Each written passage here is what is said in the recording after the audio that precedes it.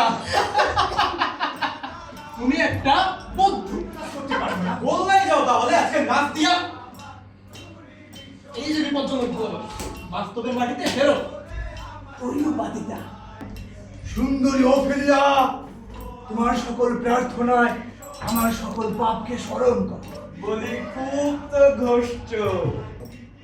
নিজেকে কি মনে করো বলতো একটা ধনী সওদাগর, নাকি ওই ঝাল খেয়ে একেবারে টাল হয়ে পড়ে আছে? আর শোনো, এনেছে কিনা 3 কোপে আর চেঁচাচ্ছে 10 রুবেলের মতো। আমার নিজেকে বলে কিনা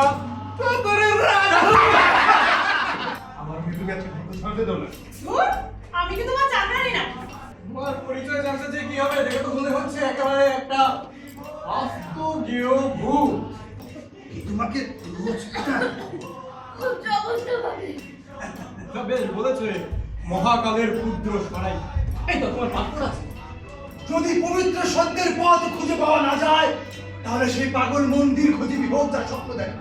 এই তো, আমি বলবো ওর নাম হারিয়েছি।